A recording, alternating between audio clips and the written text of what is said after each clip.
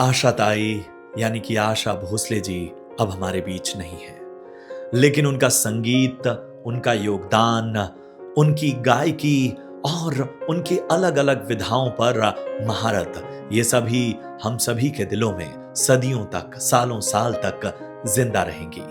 जब तक संगीत है, जब तक ये कायनात है, आशा भोसले की आवाज सभी के दिलों में गूंजती रहेगी।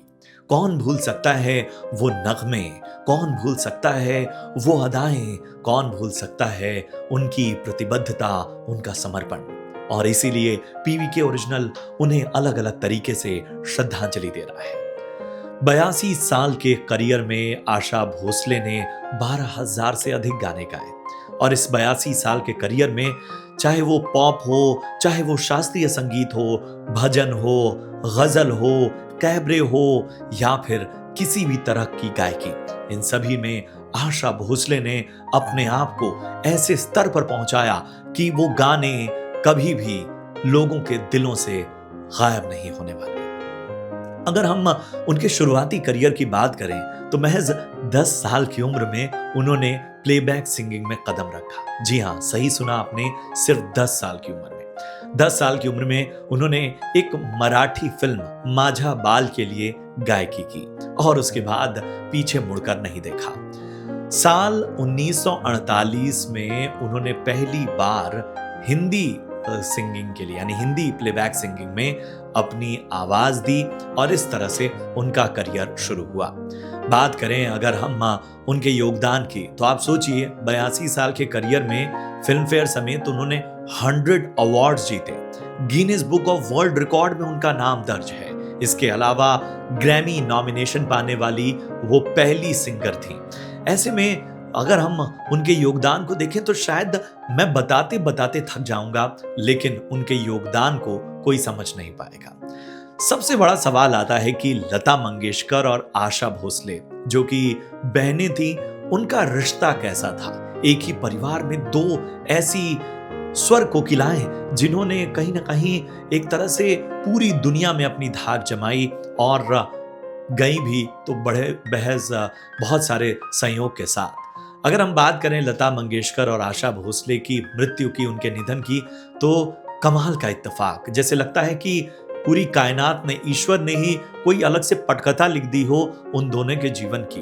बहुत सारी कहानियां हैं, लेकिन आप देखिए फरवरी 2022 में लता मंगेशकर का जब निधन हुआ तब वो भी 92 साल यानी कि 92 ईयर्स की थी। जिस दिन वो इस दुनिया से रुखसत हुई वो दिन रविवार था। जगह ब्रीच कैंडी अस्पताल। आशा भोसले के साथ भी वही हुआ। उम्र 92 साल, जगह ब्रीच कैंडी अस्पताल और जिस दिन वो रुखसत हुई वो दिन भी रविवार। तो उम्र में भले 4 साल का फासला हो, लेकिन जाने में जो है वो ऐसा संयोग नजर आया। आशा भोसले और लता मंगेशकर के रिश्तों को लेकर बहुत सारी बातें हैं, लेकिन जैसा किसी परिवार में होता है, जैसा बहनों में होता है, बहुत सारी बातें होती हैं जिसमें नाराजगी, गिले शिकवे होते हैं, वैसा ही लता मंगेशकर और आशा भोसले के साथ हुआ। ऐसा कुछ नहीं था जो किसी आम भारतीय परिवार में न होता हो और लता मंगेशकर और आशा भोसले के जीवन में वैसा न हुआ हो।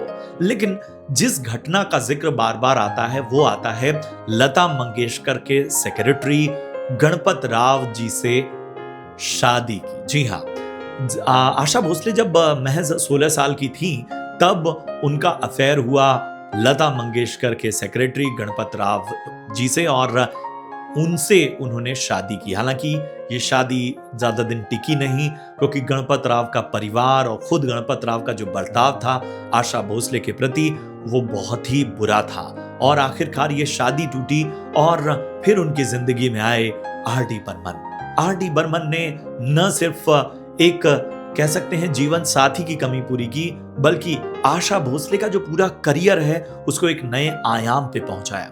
उनकी गायकी में एक वेस्टर्नाइज जो कहते हैं ना फील लाया और एक से बढ़कर एक गीत दिए जो आज भी याद किए जाते हैं। लेकिन कहते हैं कि हम हमेशा जो कलाकार हैं उनको मुकाम में देखते हैं, उनके संघर्षों में नहीं देखते।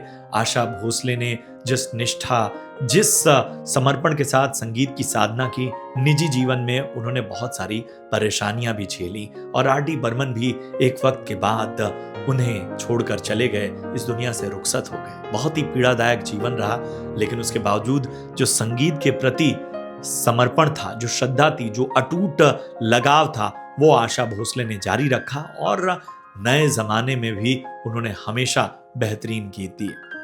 हमारी ओर से यानी पीवीके के पूरे परिवार की ओर से आशा ताई को भावभीनी श्रद्धांजलि।